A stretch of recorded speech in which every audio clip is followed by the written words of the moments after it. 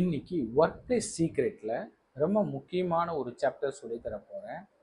Take breaks and practise self care. Sir, break எடுக்கிறதும் practise self care பண்ணுறதுலையும் என்ன sir secret இருக்குது அப்படின்னு அடுத்த கொஸ்டின் கேட்டுருவீங்க.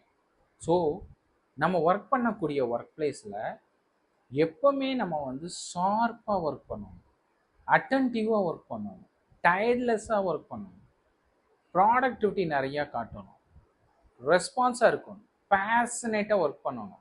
அப்போனா நமக்கு எனர்ஜி வேணும், மைண்ட் அளவு பிரெயினும் டயர்டாகாமல் ஒர்க் பண்ண தெரியணும், நம்மளும் எனர்ஜைஸாக ஒர்க் பண்ண தெரியணும், நியூ இனோவேஷன் தாட்ஸ் நமக்குள்ள டெவலப் ஆகணும். அப்படின்னா பிரேக்ஸ் எடுக்கணும், ஹெல்த் கான்சியஸ் நம்மகிட்ட இருக்கணும்.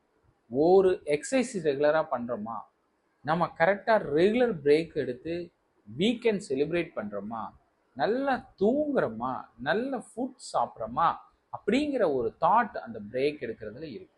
நீங்கள் கேட்பீங்க, எல்லாரும் சொன்ன கதை, ஒரு வுட்டை ஒரு ஆக்ஸை வச்சு நம்ம ஒரு கோடாலியை வச்சு நம்ம கட் பண்ணும்போது நல்லா தெரியும், ஒரு குறிப்பிட்ட டைமுக்கு அப்புறம் அது மலிஞ்சிடும், அந்த ஷார்ப்னஸ் ரெடியூஸ் ஆயிடும். அப்போது திரும்பவும் நீங்கள் அந்த ஷார்பன் பண்ணி ஆக்ஸை திரும்ப வுட்டை கட் பண்ணும்போது தான் நிறைய கட் பண்ணணும். இதுதாங்க ஹியூமன் பீயிங்கும்.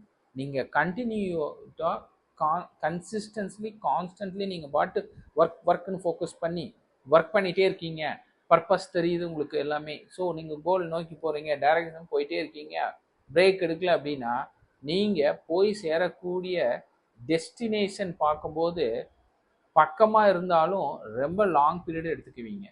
அதுவே நான் சொல்கிற மாரி breaks, regular exercise, relaxation, rest, சாப்பாடு, நல்ல exercise, healthy mind wellbeings, psychological wellbeing, safety, இதெல்லாம் நீங்கள் ஃபீல் பண்ணி செக்யூராக நீங்கள் உங்களை வச்சுட்டு கான்ஃபிடெண்ட்டாக ஒர்க் பண்ணுறீங்க அப்படின்னா நீங்கள் கண்டிப்பாக ஜெயிச்சிருவீங்க.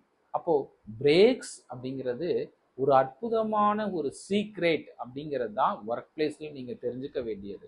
ஆனால் அந்த பிரேக்ஸை நீங்கள் எப்படி ஷார்ட் பிரேக்ஸாக எடுக்கிறீங்க, எந்த ஒர்க்குக்கு இடையில கேப் வச்சுக்கிறீங்க அப்படிங்கிறது தான் உங்களோட ஸ்கில். ஒர்க் பிளேஸில் இது ரொம்ப ரொம்ப முக்கியம். அன்வான்டாக யாரு கூடயும் நான் உங்களை பேச சொல்லலை, ரிலாக்ஸ் பண்ணுறேன்னு சொல்லி அன்வான்டாக டைம் ஸ்பெண்ட் பண்ண சொல்லலை, உங்கள் டைமை வேஸ்ட் பண்ணிக்கவும் சொல்லலை. நீங்கள் பண்ணக்கூடிய ஒர்க்குக்கு முன்னாடி ஸ்மால் பிரேக் எடுத்து அதை ரிலாக்ஸ் பண்ணி ரீகால் பண்ணி ரீஅனலைஸ் பண்ணி ரிவ்யூ பண்ணி அதுக்கப்புறம் அந்த ஒர்க்கை தொடங்குனீங்கன்னா எக்ஸலண்ட்டாக வித்தின் டைம் ஃப்ரேம்குள்ளே முடிப்பீங்க. அப்போது ஒர்க் பிளேஸில் பிரேக்ஸ் அப்படிங்கிறதும் நீங்கள் ரிலாக்ஸ் பண்ணிக்கிறதும் உங்களுக்கு ரொம்ப முக்கியமான ஒரு சீக்ரெட். அப்போ சீக்ரெட்டில் அதிகமான நம்ம பிரேக் எடுக்கிறோம், ரொம்ப லாங் டைம். சார் பிரேக் எடுக்க சொல்லிட்டார் அப்படின்னு இப்போ 5 நிமிஷம் எடுக்கிற இடத்துல 10 நிமிஷம் எடுக்க பார்த்தீங்கன்னா ஆட்டோமேட்டிக்காக உங்களோட மொமெண்டம், நீங்கள் பண்ணிட்டு இருக்க ஒர்க்கோட ஸ்பீடு குறைஞ்சிரும். இப்போ உங்களுக்கு புரியுற மாதிரி சொல்லணும்னா, ஒரு மராத்தானில் நம்ம ரன்னிங் ஸ்டார்ட் பண்ணுறோம்.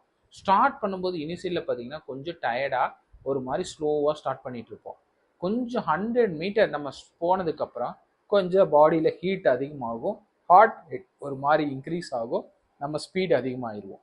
அதுக்கப்புறம் திரும்ப 200, 300, 500 மீட்டர் அப்படின்னு நம்ம இன்க்ரீஸ் பண்ணும்போது நம்மளோட ஹார்ட் ரேட் நார்மல் மோடுக்கு பாடி ஹீட் ஆகி ஸ்வெட் ஆகி ஒரு ஸ்டாண்டர்டாக ஒரு சஸ்டைனாக ஒரு ஸ்பீடு நம்ம இன்க்ரீஸ் பண்ணி எனர்ஜைஸாக போயிட்டுருப்போம்.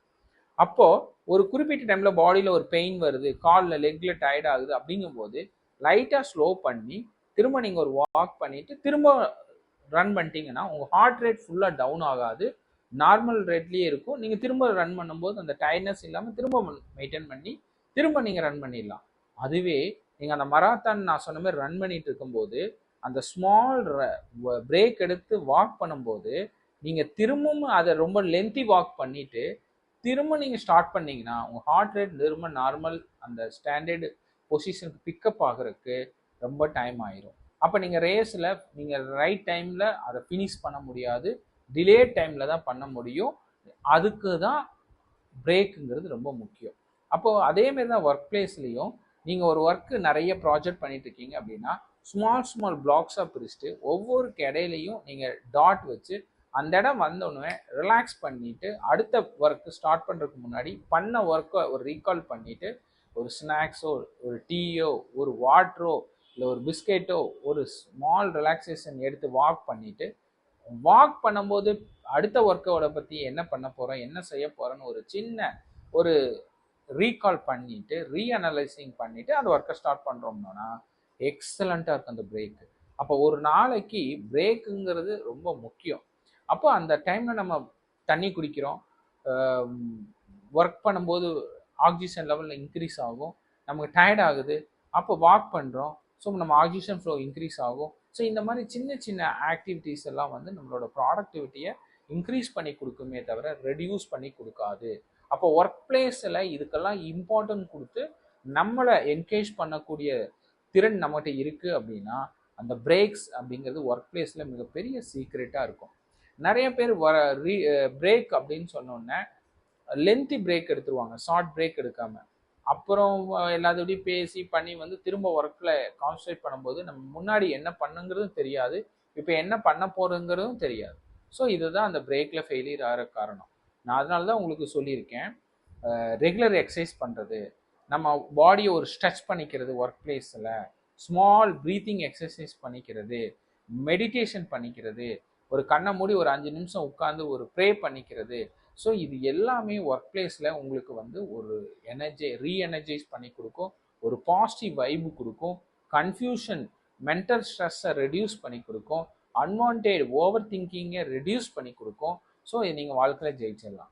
ஓவர் திங்கிங் வர காரணமே இந்தமாரி நம்மளை ரிலாக்ஸ் பண்ண தெரியாமல், பிரேக் பண்ண தெரியாமல், நம்ம கண்டினியூஸாக ப்ராசஸை பண்ணாமல் விடும்போது ஆட்டோமேட்டிக்காக ஓவர் திங்கிங், அன்வான்ட் டிஸ்ட்ரக்ஷன் இதெல்லாம் நமக்கு வந்துடும். நம்ம ஒரு ஒர்க்கை பண்ணிட்டு இருக்கும்போது ரொம்ப கேர்ஃபுல்லாக பிரேக் எடுக்கணும்.